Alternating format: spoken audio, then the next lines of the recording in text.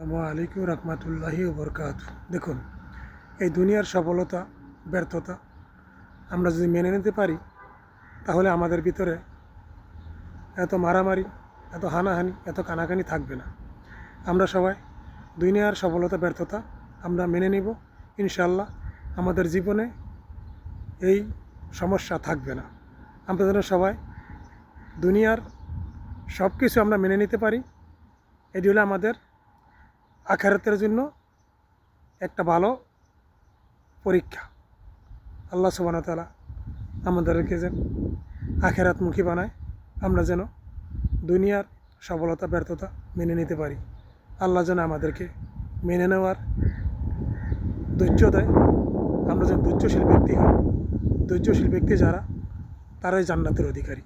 আমরা সবাই যেন জান্নাতের অধিকারী হতে পারি, এটি আল্লাহ সুবহানাহু ওয়া তাআলার কাছে আমাদের কামনা হবে।